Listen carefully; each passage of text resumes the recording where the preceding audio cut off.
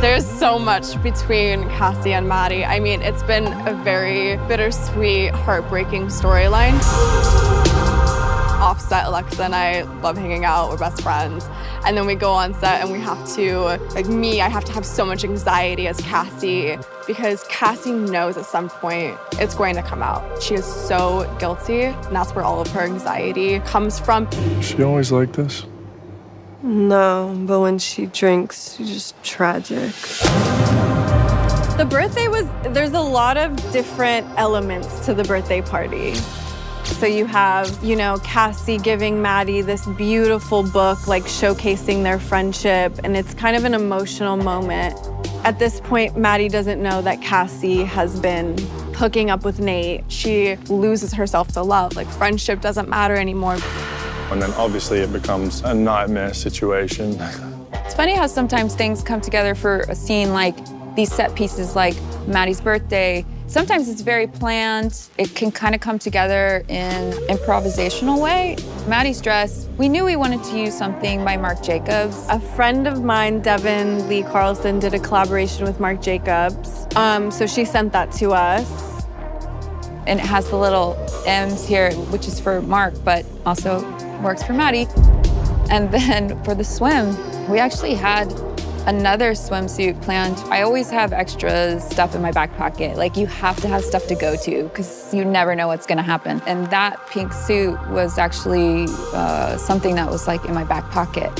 A lot of girls these days are doing under boob, and so that's a thing. I wanted something that kind of emulated Maddie in a way. I was like, what is something that could be as risque as possible, but not too far where you'd be like, this is ridiculous. Wow, that was certainly a choice. Oh God, the vomit.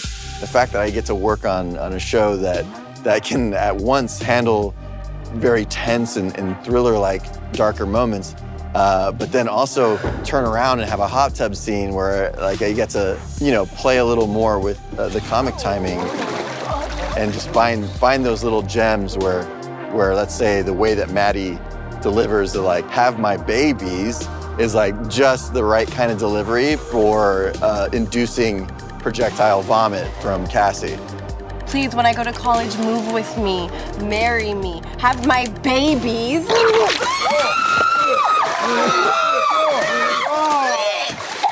They had to put a tube like hidden in my mouth, and it was like on a horse bit, so I had to bite down on this horse bit. A tube was running all the way down. Instead of it projecting out of my mouth, it filled my mouth, and then I had to project. I'm so sorry. So I was so worried I was actually gonna vomit with the fake vomit, and it was so gross.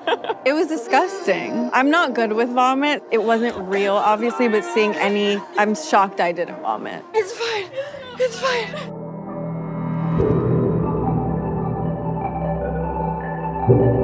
Episode 4 montage, I really like kind of iconic images of our characters in a setting that's not totally real or in a light that's not totally real.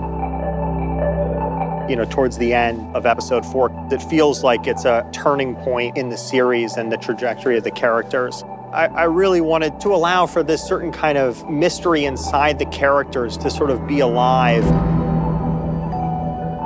Our inspiration for that were like Mexican murals. Mexican murals from the sort of turn of the century, Cassie with all the flowers. It became a way for us to sort of to be inside of their worlds without having to break down everything on a logical level, and to kind of to allow for a slightly more metaphysical perspective to take over the show. It became a way of sort of exploring that on a visual level as opposed to just words, words, words. I've always been with you, from before you were born until after you're gone. This season, I wanted to kind of bring in a little bit of this other world, this spirit world.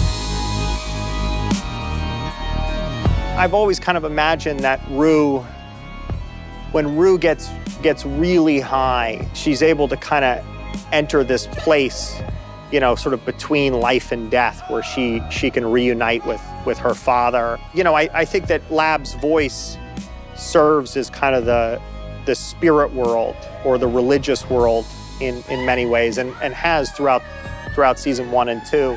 And so I thought, well, why don't I just allow him to be there and just let him sing?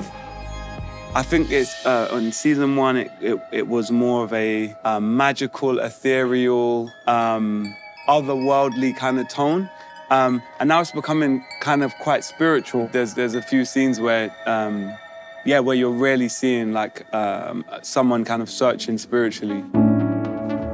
Rue is someone who is in deep pain, unresolved grief and unresolved pain that she just doesn't know how to deal with. And so when we shot that, the whole narrative of the season kind of clicked, and it really started to crystallize the idea that, you know, this is a girl who lost her dad. You know, that might not be the source of all of her problems, but it's a big loss. There's a kind of an endless yearning that she has to be with him and to be reunited with him. I'm always with you. I miss you so much. I just miss you so much, Dad.